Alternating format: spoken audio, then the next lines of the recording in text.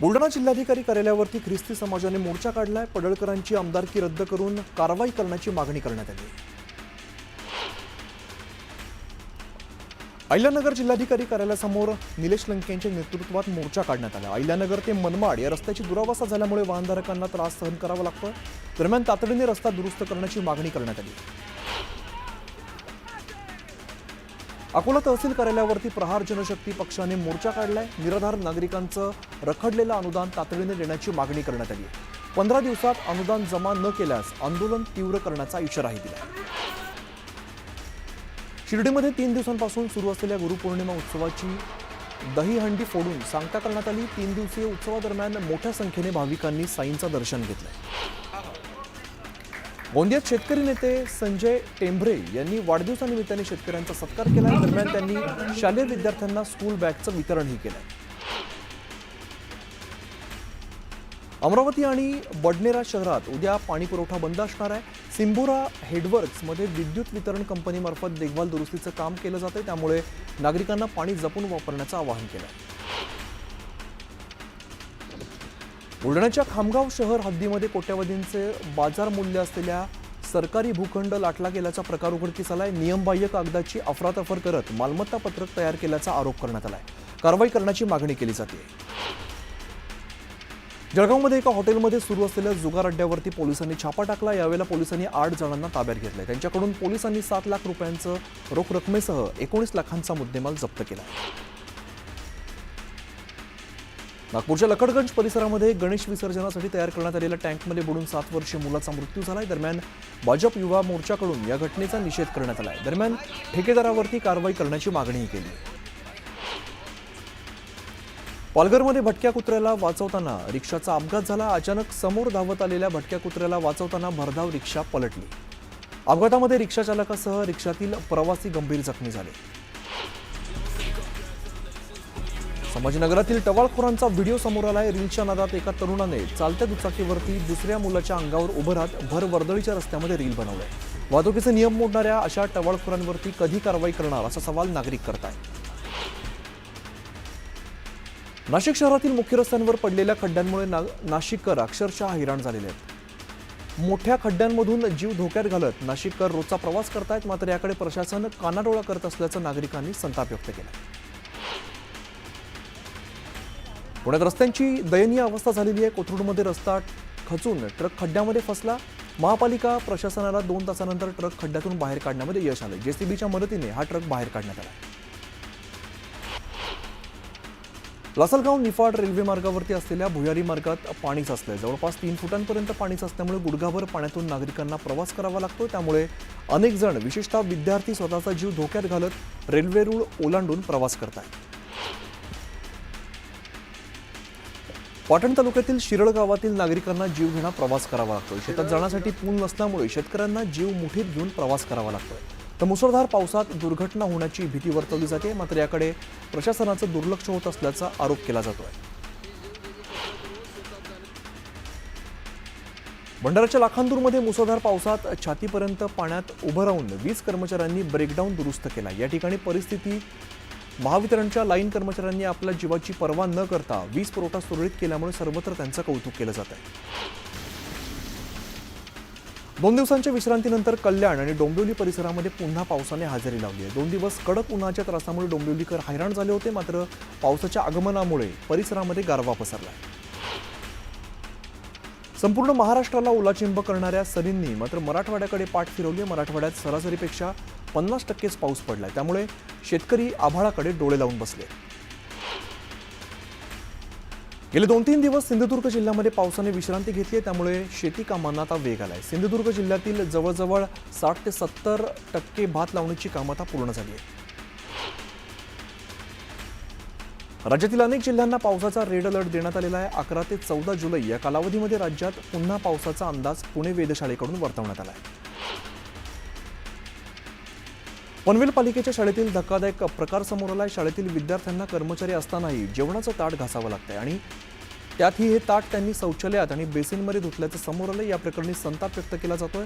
दरम्यान या प्रकरणी मुख्याध्यापकांसह मदतनीसांवरती कारवाई करण्यात आली। महाबळेश्वर पोलादपूर रस्ता पुढील 5 दिवस बंद राहणार आहे. पोलादपूर हद्दीत दरड कोसळल्यामुळे आंबेनळी घाट वाहतुकीसाठी बंद करण्यात आला आहे. चंद्रपूर जिल्हा मध्यवर्ती सहकारी बँकेची संचालक पदाची निवडणूक 13 वर्षांनंतर काल पार पडली. यातील पहिले 2 निकाल काँग्रेसच्या बाजूने लागलेत. तर दिनेश चोखारे आणि जयंत टेमुर्डे यांनी पहिल्या टप्प्यामध्ये विजय संपादन केला आणि फटाके फोडून या विजयाचा आनंदही व्यक्त करण्यात आला.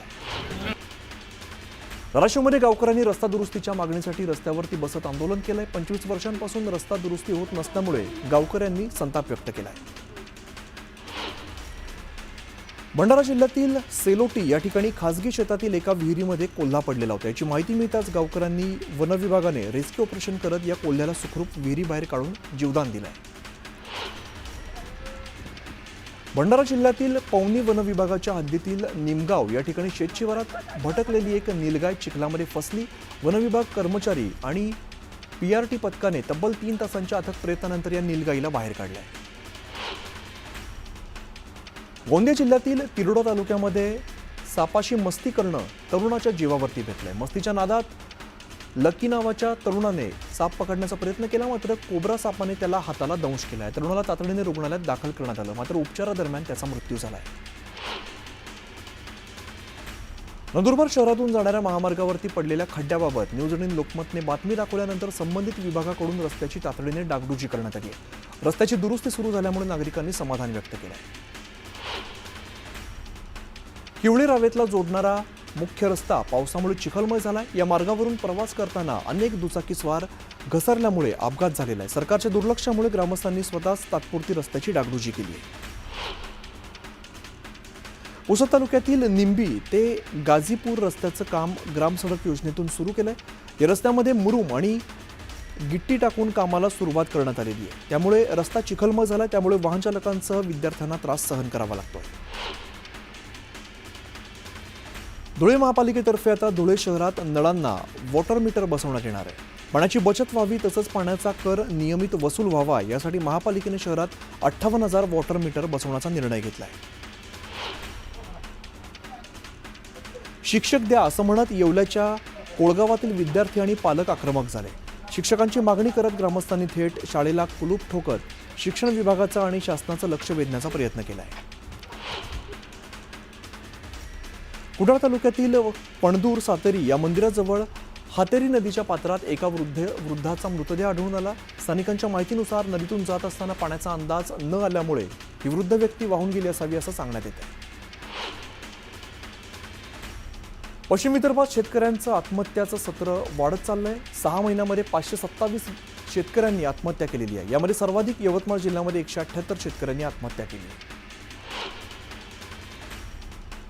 नागपुरातील कच्ची विसा मैदानामध्ये गणपती मूर्ती विसर्जनाच्या कृत्रिम टँकमध्ये बुडून एका 12 वर्षीय मुलाचा मृत्यू झाला होता. या घटनेनंतर पालिकेला जाग आली आहे.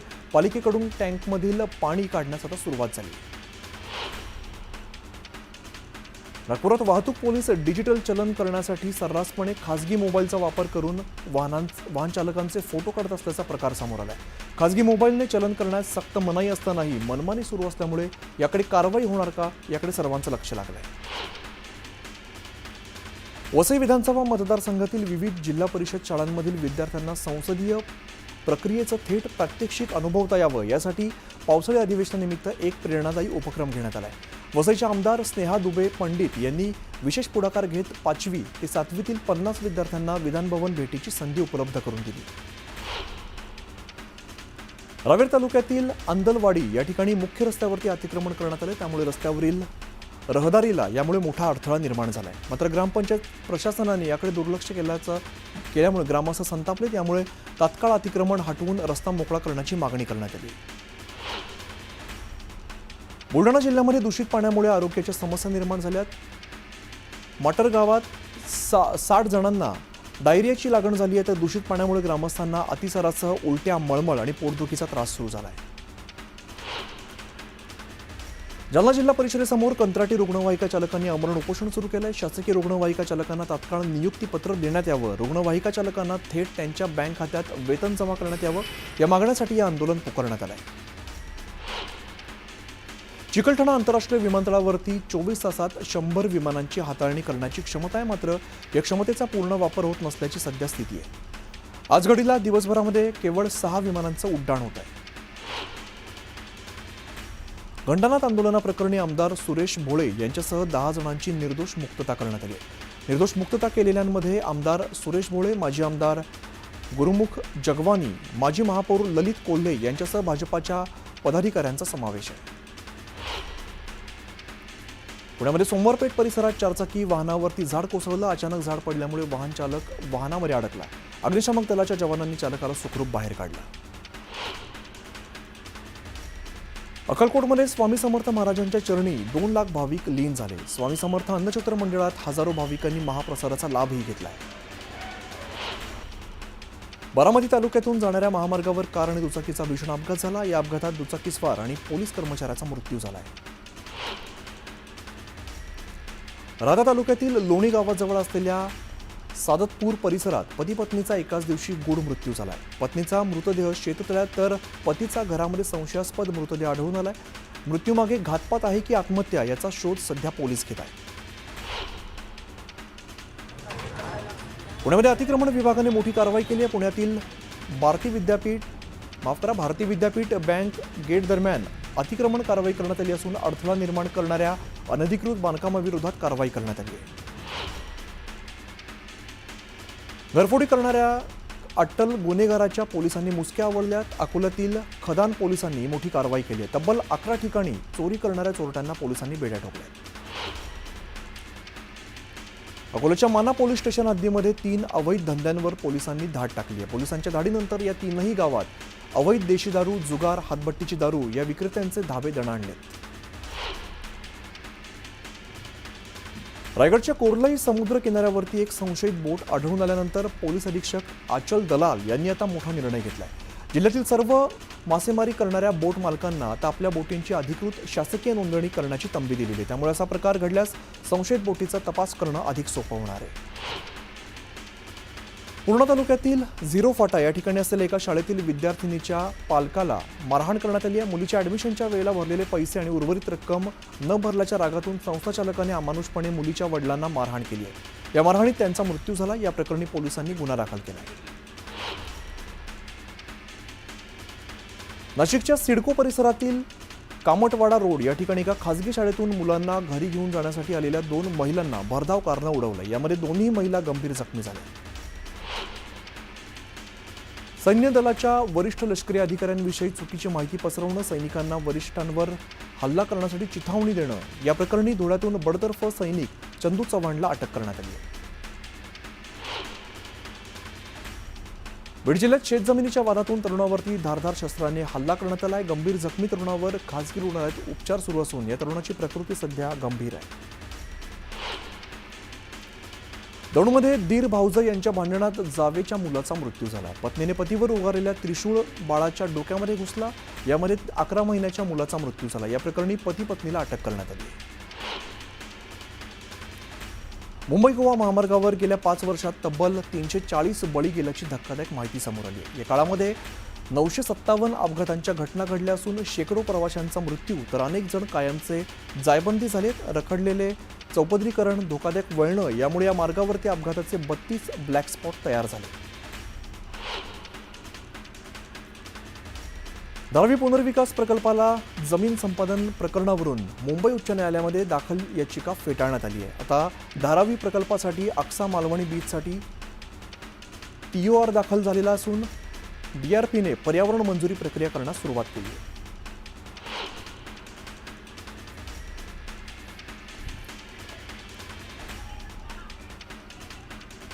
मुंबईतील अँटॉप हिल या परिसरातील एका इमारतीत स्थानिकांना घर देण्यास नकार दिल्यामुळे वाद झालाय.